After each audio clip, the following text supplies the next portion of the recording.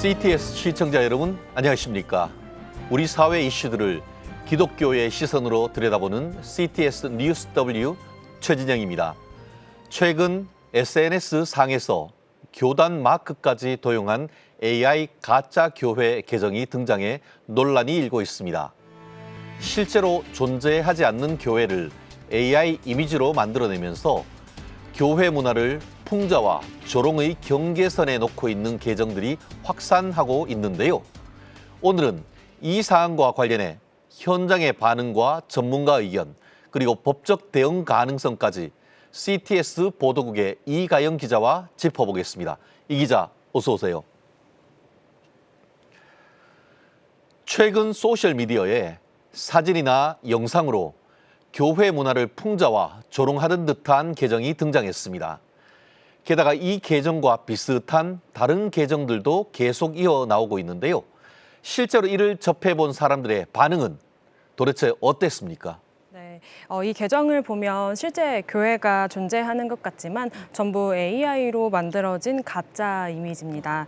이미지 속에 특정 기성 교단의 마크가 있어서 해당 교단에 직접 확인해 봤더니 존재하지 않는 교회라는 답변을 받았습니다. 실제로 AI에 익숙한 요즘 젊은 기독교 세대들에게 이 계정을 보여줬더니 요즘 SNS에 교회 계정이 워낙 많다 보니 진짜 교회 중 하나인 줄 알았다는 반응이 대다수였습니다. AI 이미지 상용화가 초기 단계임에도 갈수록 정교하고 자극적인 이미지가 소비되고 있다는 건데요. 익명성에 가려진 SNS지만 한국교회의 씁쓸한 현실을 꼬집는 것과 또 조롱의 경계에 있어서 예의주시해야 할 지점입니다. 요즘은 AI 이미지나 영상 콘텐츠를 누구나 쉽게 접할 수 있는 환경이다 보니까 왜 이것이 문제가 되는지 의문이 드는 분들도 있을 것 같습니다. 좀 상세히 설명해 주시죠. 네, 이제 혹시 AI 슬롭이라고 들어보셨습니까? 네. 최근 SNS에서는 유행하는 딸기 얼굴을 한 사람 모양이나 아니면 의미 없는 소리에 덧입혀진 상어 캐릭터처럼 생성형 AI로 자극적이고 질 낮은 콘텐츠를 AI 슬롭이라고 칭합니다. 전문가들은 이를 인터넷 환경을 오염시키는 디지털 공해라고도 평가했는데요. 문제는 우리나라의 소비량입니다. 지난해 10월 AI 영상 편집 플랫폼 카프윙에서 전 세계 유튜브 채널 15,000개를 조사했습니다. 그 결과 AI 슬롭 소비량이 미국은 3위로 34억 회, 우리나라는 무려 84억 5천만 회의 조회수를 기록하면서 AI 슬롭 소비의 세계 1위라는 불명예를 안았습니다. 와, 인터넷 AI 쓰레기가 세계 1등이라고 하니까 이게 불명예라고 해야 될지 뭐라고 해야 될지 참 말로 표현하기가 좀 어려운 것 같은데요. 기독교계 내에서도 이런 이른바 AI 슬롭 형태가 소비되는 경향으로 볼 수가 있을 것 같습니다. 이에 대한 교계 전문가들의 의견, 어떻게 반응이 나오고 있습니까? 네, 전문가들은 놀이 문화의 하나로 봐야 한다와 엄중히 경계해야 한다는 입장으로 의견이 팽팽하게 대립하고 있습니다. 먼저 문화 선교 측면에서는 실체 없는 가짜 교회의 이미지를 소비하는 것 역시 AI 슬롭의 일종으로 바라봐야 한다고 해석했습니다. 다만 이 계정들이 밈으로 조롱과 풍자의 경계선에 있기 때문에 기독교인들이 주체적이고 올바르게 분별해야 한다고 조언했습니다. 또한 선교학적으로는 단순히 재밌고 조회수가 높다고 해서 선교적 관점으로 포장해서는 안 되며 기독교 문화는 세상의 입맛에 맞추기보다 영적 고유함을 담아내야 한다는 비평적 시각도 있었습니다. 그럼에도 공통된 의견이 있었는데요. 지속해서 감시하고 지켜볼 필요가 있다는 것입니다. 특히 커뮤니티성 혐오 단어 사용에 대한 우려가 크고 SNS의 익명성을 악용한 포교나 비방의 가능성을 무시할 수 없기 때문입니다. 말씀하신 대로라면 존재하지 않은 가짜 교회가 AI 이미지로 교단의 마크까지 도용하고 있는 상황인데요. 법적 조치 필요해 보이는데 어떻습니까? 네, 이제 국내 기성 교단의 마크를 이 SNS 계정에서 사용한 것을 발견할 수 있습니다. 현재 우리나라 주요 교단은 마크 도용 등을 발견했을 때 신고를 해야만 움직이는 시스템이었습니다. 게다가 이번 이슈는 시대를 반영한 문제이기 때문에 교단 차원에서는 어떤 대처 방법이나 가이드가 미리 있지는 않은 상황이었는데요. 이에 대해 법적 자문을 받고 싶은데요. 최진영 변호사, 사회법적으로는 어떤 처벌이 가능한가요? 그렇습니다. 사실 이런 부분 부분 같은 경우에는 기성교단, 뭐 예를 들어서 대한예수교 장로회, 뭐 통합이나 합동이면은 각각 교회에 있는 마크가 있지 않습니까? 그러면 그 부분은 허락받지 않고 썼기 때문에 저작권법이라든가 아니면 상표법 위반의 소지가 굉장히 큰 것 같습니다. 실제로 제가 봤더니만 호남 쪽에 있는 한 교회, 지역 교회와 이름 앞에 있는 글자가 똑같더라고요. 그렇지만 또 제가 그 소셜 미디어를 통해서 확인을 해봤더니만 완전히 또 일치하지는 않도록 해서 애매하도록 그렇다 한다 하더라도 주된 어떤 그 키워드 자체가 같다라고 하면은 교회의 어떤 그가 내용 증명을 보낸다든가 형사 고소 내지는 민사상 이 부분을 쓰지 못하게 하는 그런 절차도 필요한데 다만 시골에 있는 크지 않은 교회가 이런 부분을 법적 대응하는 것이 쉽지가 않습니다. 그렇다고 한다고 하면은 개별 교회 자체보다는 교단 차원에서 이런 부분에 대해서 법률적인 어떤 그런 그 가이드라인을 만들고 이 기독교 법률가들과 함께 어떤 체계적으로 이런 부분에 대한 어떤 대응을 만들어 나가는 것이 저는 옳지 않을까 예측을 합니다.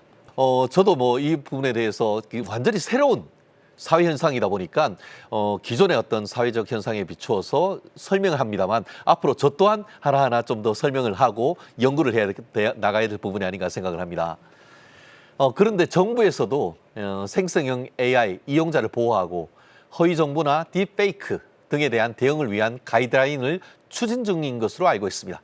현재 어느 단계까지 와 있는지 한번 쉽게 설명해 주시죠. 네, 이제 정부도 AI 콘텐츠 표시 의무화 정책을 적극적으로 추진하고 있습니다. 방송통신위원회는 이용자 인격권 보호를 위한 가이드라인을 발표했고 문화체육관광부도 AI 저작권 제도 개선에 나섰습니다. 올해부터 AI 기본법이 본격 시행되면서 AI 생성물 표시를 의무화하고 딥페이크 관련 처벌을 강화하는 법안 논의가 급물살을 타고 있습니다. 그렇습니다. 요즘 소셜 미디어에 보면은 AI 생성 이런 식으로 그 키워드가 딱 붙지 않습니까? 아마 그런 부분이 제도적으로 지금 뒷받침되는 부분인 것 같습니다. 정부가 앞장서서 논의할 만큼 AI는 이제 중요한 영역이 되었습니다. 그렇다면 한국 교회의 대응은 어떤지 한번 설명해 주시죠. 네, 지난 2023년에 학계와 교계를 중심으로 생성형 AI 가이드라인이나 목회자 인식 세미나가 열리긴 했습니다. 작년에는 한국기독교학회에서 AI와 인간의 본질적 차이 인식과 저작권 존중 등 12가지 준칙을 발표하기도 했습니다. 국내 주요 교단 중에는 대한예수교장로회 통합총회가 목회자 윤리 선언만 발표했을 뿐 실제 AI로 인한 피해를 막을 구체적인 대응책이나 법적 가이드라인은 없는 상황입니다. 반면 해외 교회들은 지침이 매우 구체적입니다. 내용을 보면 미디어 콘텐츠 제작 시 AI 사용 여부를 숨기지 말고 명확히 밝히라는 투명성을 강하게 요구하고 있습니다. 또한 사용하기 전에 반드시 신학적 분별력을 가질 것을 권고하는데요. 다만 반복적인 행정 업무나 선교를 위한 실시간 번역 등 긍정적인 영역에는 활용을 독려하고 있습니다. 이제는 한국교회가 추상적인 개념을 넘어서 구체적이고 실효성 있는 가이드라인을 제시해야 할 시점입니다. 기술은 빠르게 진화하지만 교회가 지켜야 될 본질은 변하지 않습니다. 형식보다 중요한 것은 하나님 앞에서는 진심이며 그 진심이야말로 세대를 넘어 교회를 지켜낼 힘이 될 것입니다. 이가은 기자, 오늘 브리핑 고맙습니다.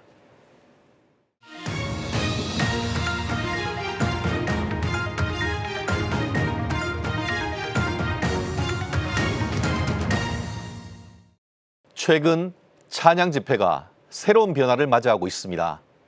4세대 찬양 사역자들이 등장하면서 전통적인 예배 형식에서 벗어나 다양한 음악과 영상, 그리고 자유로운 표현을 통해 하나님을 찬양하는 집회가 확산되고 있는데요. 오늘은 그 흐름 속에서 주목받고 있는 CCM 밴드, 히스플랜의 리더이신 한상희 집사님을 모시고 변화하고 있는 찬양 집회에 대한 자세한 얘기 나눠보겠습니다. 한 집사님 어서 오십시오. 안녕하세요. 수염이 멋있습니다. 감사합니다. 네, 먼저 히스플랜은 어떤 팀인지 소개와 함께 어떤 사역을 하고 있고 그 시작이 어땠는지 한번 말씀 부탁드립니다. 안녕하세요. 저희 히스플랜은 팀 이름처럼 완벽보다 더 완벽하신 하나님의 계획을 따라서 좀 더 다양한 음악과 어떤 시도들로 하나님을 찬양하고 있는 CCM 밴드라고 생각해 주시면 될 것 같습니다. 제가 한 20년 동안 음악을 하면서 알게 된 선배들, 후배들, 친한 친구들이 다양하게 이렇게 모이게 되면서 하나님을 높여드리는 이 찬양이 세상 음악보다, 대중음악보다 더 멋져야 된다는 생각이 다 모두들한테 있었어요. 그래서 그 마음을 모아서 저희들이 사역을 시작하게 되었고, 그 마음들이 이제 쌓이고 쌓이다 보니까 지금은 교회에 계시는 성도님들이나 하나님을 잘 모르는 분들이나 하나님을 알고 있지만 하나님께 다가오지 못하고 있는 분들, 그분들한테 저희가 일상 속에서 만날 수 있는 하나님을 전하고, 또 저희가 저희 노래를 통해서 함께 찬양하는 계기를 만들 수 있는 그런 사역을 이어나가고 있는 것 같습니다. 네. 그렇군요. 히스플랜의 찬양 가운데 많은 사랑을 받는 곡들이 다양하게 있습니다. 그런데 그중에 저는 너는 꽃이야, 정말 많은 분들이 좋아하시는데요. 저 또한 좋아합니다. 이 곡 어떻게 탄생하게 되었는지, 그 탄생의 비화와 함께 그 메시지가 어떤 것을 담고 있는지도 한번 좀 쉽게 설명해 주시죠.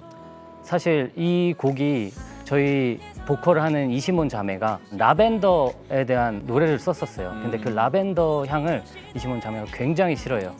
자기 향을 맡으면은 본인이 머리가 아프고, 싫어하는 사람들을 향해서 너는 나에게 라벤더 같은 사람이야 라는 어떤 그런 의도로 곡을 써놨었는데, 옛날에 그 멜로디를 들었는데 너무 좋은 거예요. 근데 메시지를 모르는 상태에서 그럼 이 곡을 우리가 바꿔보는 건 어떨까? 우리도 이거를 바꿔서 어떤 꽃으로 표현을 해보면 어떨까? 아이들에게 정말 아름다운 꽃이라고, 꽃이고 사랑스러운 존재라고 표현을 해보면 어떨까? 해서 그렇게 표현을 하게 됐고, 그러면서 결과적으로는 하나님께서 어떤 사람의 어떤 증오와 나쁜 마음을 또 남을 축복하는 마음으로 바꾸셔서 많이 사랑받게 해주셔서 저희에게도 가장 큰 은혜가 됐었던 어떤 일화가 있었습니다. 그렇군요. 네. 숨겨진 비화가 참 놀랍다라는 말씀 드리는데요. 사실 더욱 놀라운 것은 제가 유튜브를 찾아봤더니만 기독교인들만 보는 것이 아니고 정말 어른들만 듣는 것이 아니고 세대를 초월해서 이렇게 들을 수 있는 노래를 만드신 것 같아서 참 좋았고, 제가 들은 노래 중에 가장 제 영혼이 맑아진다라는 그런 느낌을 받았던 곡이 바로 너는 꽃이야였던 것 같습니다. 히스플랜의 찬양들은 하나님의 사랑을 담고 있지만 누구나 편하게 들을 수 있어서 참 좋은데요. 히스플랜이 추구하는 찬양 집회의 방향은 기존 세대와 어떤 차이가 있다라고 보시는지요? 저희 팀은 저희 스스로를 어떤 찬양 사역자, 어떤 찬양 인도자라기보다는 그냥 어떤 하나님을 표현하는 공연을 하는 CCM 밴드라고 항상 생각을 하는데요. 내 삶의 자리에서, 삶의 자리가 예배가 되고 삶의 자리가 어떤 집회와 같은 뜨거운 자리가 됐으면 좋겠다라는 마음을 담아서 음악으로 그것들을 표현하고, 또 많은 분들과 함께 그 찬양들을 부르면서 하나님을 찾을 수 있도록 돕는 역할을 하는 것 같은데요. 하나님을 모르는 분들까지도 편안하게 나아올 수 있는 어떤 집회가 있었으면 좋겠다라는 마음을 담아서 저희들이 하는 어떤 사역의 자리에서는 함께 소통하고 좀 함께 쉬운 가사말로 함께 노래할 수 있는 그런 자리를 만들려고 노력하고 있는 것 같습니다. 그렇군요. 히스플랜과 같은 CCM 밴드들이 등장하면서 요즘 찬양 집회가 예전과 많이 달라졌다라는 이야기를 자주 듣습니다. 과거와 비교했을 때 오늘날 찬양 집회가 가장 크게 달라진 점은 무엇이다라고 생각하시는지, 그리고 또 MZ세대가 열광하는 찬양에는 또 어떤 특징이 있다라고 보시는지 한번 정리해 주시죠. 집회 색깔이나 형태들이 다양해졌다는 것을 많이 저희들이 느끼고 있는 것 같습니다. 저희만 해도 저희에게 어떤 사역 문의를 주시거나 어떤 섭외를 주실 때 항상 드리는 말씀이 저희는 CCM 밴드이기 때문에 어떤 영상과 또 그리고 메시지와 그런 것들을 무대 위에서 녹여내고 또 음악과 함께 표현하는 어떤 공연에 가깝습니다라고 말씀을 드리거든요. 그럼에도 불구하고 굉장히 많은 교회들과 많은 단체에서 저희들을 불러주고 계신 것 같아요. 그것만 봐도 지금 오늘날의 어떤 교회들과 어떤 이 기독교 단체들이 조금 더 다양한 사람들에게 다가가기 위해서 노력하시는구나, 어떤 그런 마음이 저에게 들거든요. MZ세대는 어떤 특정한 어떤 장르나 어떤 형태를 좋아한다기보다는 찬양도 보다 자유롭게 하고 싶어하고 좀 더 다양한 방식으로 하나님을 높여드리고 싶어하는 그런 다양성을 가진 세대들이 아닌가라는 생각을 하게 됩니다. 네. 사실 CCM이란 것이 Contemporary Christian Music, 한마디로 현대 예수님 노래 아닙니까? 결국 MZ 세대, 그 동시대를 살아가는 젊은이들의 어떤 감각을 공유하면서 그 속에는 또 예수님의 메시지를 전달하는 그런 음악이다라고 하면은 히스플랜이 그 역할을 정말 너무나 잘 감당하고 있다라는 그런 말씀드리고 싶습니다. 말씀해 주신 것처럼 오늘날 찬양 집회는 다양하게 변화하고 있습니다. 그런데 이러한 새로운 흐름 속에서 일부 기성세대는 은혜가 없다라는 얘기도 하기도 합니다. 실제 현장에서 사역자로서 이런 반응에 대해서는 어떻게 또 느끼시는지요? 저희도 굉장히 많이 듣고 있는 질문인 것 같은데요. 저희가 실제로 작년에 2025년에 처음으로 여름에 썸머 플랜이라는 집회를 저희가 이제 준비하게 되었었어요. 근데 이제 그 집회를 준비하게 되면서 들었던 마음이 우리의 음악은 예배에 쓰이기가 힘든 것일까? 우리의 음악으로는 예배할 수 없는 것일까? 이런 고민들을 굉장히 많이 하게 되면서 기도하고 준비했었던 것 같아요. 근데 이제 그 가운데서 하나님께서 저희에게 주셨던 마음이 내 모습 이대로를 받으신다는 어떤 메시지였어요. 하나님께서는 내가 지어진 이대로를 사랑하시는데 내가 어떤 인간적인 마음으로 걱정하면서 그것들을 밀어놓으려고 하는 어떤 그 마음들이 오히려 하나님께 나아가는 그 방향을 막고 있는 게 아닐까라는 생각이 모이게 돼서 저희들이 그러면 그런 고민하지 말고 저희들이 할 수 있는 최고의 것을 준비해서 하나님 앞에 온전히 올려드리는 찬양을 올려드리면 하나님께서 기뻐 받으시지 않을까라는 마음으로 그 집회를 준비했고 실제로 굉장히 뜨거운 가운데서 저희들도 은혜가 되고 와주신 분들도 함께 은혜를 경험하면서 나눴었던 어떤 그런 경험들이 있었어요. 그러니까 중요한 것은 형태나 어떤 방식이 아니라 내 마음에 하나님을 사랑하는 마음과 하나님께 올려드리기 위한 그 중심이 중요하구나라는 생각을 하게 됐고 어떤 형태가 됐든 하나님께서 기뻐 받으신다. 그리고 그 자리에는 은혜가 있다라는 것을 체험하게 됐던 것 같습니다. 네. 히스플랜에서의 한 서머 플랜, 하나님의 계획이 또 다 거기에 담겨 있지 않나 싶습니다. 요즘에는 유튜브와 SNS 같은 뉴미디어가 찬양 집회의 형태와 분위기에 많은 영향을 주고 있습니다. 긍정적인 면도 있지만 동시에 고민도 가져오는 것 같은데요. 새로운 이 뉴미디어 가장 큰 장점과 고민은 무엇일까요?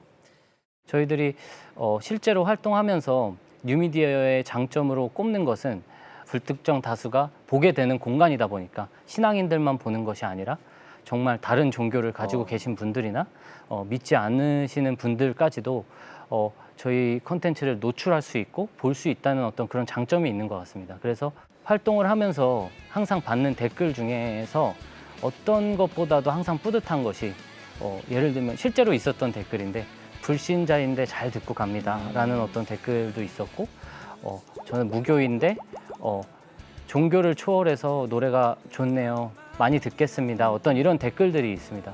그런 댓글들을 볼 때 그분들이 비록 지금은 무교이거나 아니면은 다른 종교를 갖고 있을지라도 이 찬양을 통해서 그냥 노래를 통해서 이들이 찬양하는 하나님은 어떤 분이실까를 조금이나마 느낄 수 있다면 그것보다 좋은 전도는 없을 거라고 생각이 들거든요. 그게 또 저희의 역할이라고 생각을 하고요. 반면으로는 아까 말씀드렸던 것처럼 불특정 다수가 있는 공간이기 때문에 굉장히 오픈된 공간이거든요. 콘텐츠들 중에는 굉장히 자극적이고 진리에서 벗어나는 것들도 굉장히 저희를 현혹시키는 것들도 굉장히 많기 때문에 그들과 어떻게 보면 경쟁을 하는 거잖아요.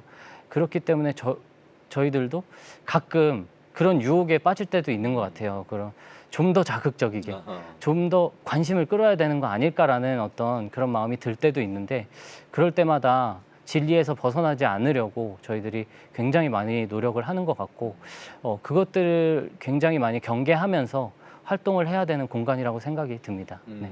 사실 뉴미디어는 클릭수로 평가를 되다 보니까 그와 같이 사람들한테 좀 더 다가가고 뭔가 사람들이 관심을 끌고 오려고 하는 그런 부분을 하다 보면은 또 큰 틀에서 또 벗어날 이런 부분을 항상 경계한다라는 그 모습이 참 귀하고 아름답다라는 생각이 드는 것 같습니다. 시대와 문화가 빠르게 변하다 보니까 음악적 스타일에서도 변화가 나타나고 있습니다. 요즘에는 대중음악과 CCM의 색깔이 많이 닮아가고 있다라는 얘기도 들립니다. 이에 대해 찬양 사역자로서는 어떻게 바라보고 계신지 한번 말씀해 주시죠. 저희들이 이제 하고 있는 이 찬양이, 하나님을 높여드리는 찬양이 대중의 음악보다, 대중의 어떤 문화보다도 더 앞서고 세상을 선도해야 된다고 생각을 합니다. 음악이라는 것도 하나님께서 만드신 거기 때문에 하나님을 찬양하는 우리들이 그 음악을 하나님께 돌려드리고 그 음악을 통해서 하나님께서 충분히 영광을 받으시는 자리를 만들어야 된다고 저희는 생각을 하거든요. 실제로 해외에서는 CCM 아티스트들이나 가스펠 아티스트들이 그래미 어워즈나 어떤 빌보드 차트나 이런 곳에서 활동을 하면서 인정을 받고 대중음악에도 영향을 끼쳐서 그 아티스트의 음악이 하나의 트렌드가 되고 그런 경우들을 많이 보고 있는데요. 우리 한국 CCM도 전혀 그러지 못하리란 법이 없다고 생각을 합니다. 많은 CCM 아티스트들이 좀 더 다양성을 추구하고 이 세대를 선도할 수 있는 어떤 그 영향력을 끼칠 수 있도록 많은 시도와 작업들을 이어나가는 게 좋지 않을까라는 생각을 하고 있습니다. 네. K-가스펠 그리고 KCCM이 또 우리나라 대중문화 K-팝을 어떻게 보면 선도할 수 있는 그런 리더십을 가지고 또 그런 생각을 가지고 또 지금 히스플랜을 이끌어가고 있다라는 말씀을 드리니까 저도 기분이 정말 갑자기 좋아지는 것 같습니다. 결국 중요한 것은 하나님을 향한 진정성이 아닐까 싶은데요. 그렇다면 요즘 MZ세대가 열광하는 찬양이 단순한 음악적 즐거움에 머무르지 않고 신앙적 경험으로 이어지기 위해서 앞으로 어떤 방향으로 나가야 한다라고 보시는지요? 저희 팀이 느끼는 어떤 찬양이라는 것은 이 일상생활 속에서 하나님을 만나는 통로라고 생각을 합니다. 특별한 경험, 또 어떤 자극적인 어떤 경험, 기적과 같은 경험 그런 게 아니더라도 일상 속에서 이 찬양을 통해서 저희들의 가사를 통해서 하나님을 만나고 함께 경험하는 모든 성도님들이 될 수 있도록 또 그리고 모든 사람들이 될 수 있도록 저희가 가사로 또 그것들을 표현하고 있다고 생각을 합니다. 그래서 실제로 저희 SOS라는 노래 가사 중에 나의 사랑, 나의 아가야, 너는 그냥 그 모습 그대로 어여쁘고 사랑스럽구나 라고 이제 하는 그런 가사가 있는데요. 그 모습처럼 일상생활 속에서 언제나 내 옆에 계시고 항상 사랑한다고 말씀해 주시는 그 하나님을 느끼는 것, 매일매일 느끼는 것이 가장 큰 신앙적 경험이자 믿음으로 이 세상을 살아가는 어떤 가장 큰 힘인 것 같습니다. 네. SOS가 Save Our Soul, 우리의 영혼을 구하소서라고 그렇게 그 해석하기도 합니다만 어려울 때, 우리 인생이 무너질 때 힘이 되는 그런 음악을 하겠다라는 그 다짐이 참 귀하다라는 느낌이 드는 것 같습니다. 찬양의 형식보다 중요한 것은 하나님 앞에 나아가는 진심일 것입니다. 앞으로 히스플랜의 사역을 통해 더 많은 이들이 하나님의 사랑과 은혜를 깊이 경험하기를 기대하면서 CTS 뉴스 W 오늘은 여기까지입니다. 한국 교회가 주목해야 될 진짜 뉴스로 다시 찾아뵙겠습니다. 고맙습니다.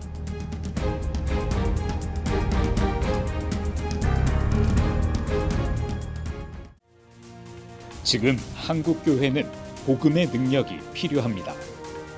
하나님 앞에서 자신을 돌아보는 회개 용서 운동, 성령의 임재를 간절히 구하는 기도 성령 운동, 오직 말씀과 기도로 다시 일어서야 합니다. 한국 교회가 복음의 능력을 회복할 때 나라와 민족을 살리고 다음 세대가 믿음으로 바로 설 것입니다. 예수 그리스도의 생명의 복음으로 하나 되는 한국 교회. 개혁주의 생명신학이 예수 생명의 마중물이 되겠습니다. 이 캠페인은 기독교대학의 글로벌 리더 백석대학교와 백석총회가 함께합니다.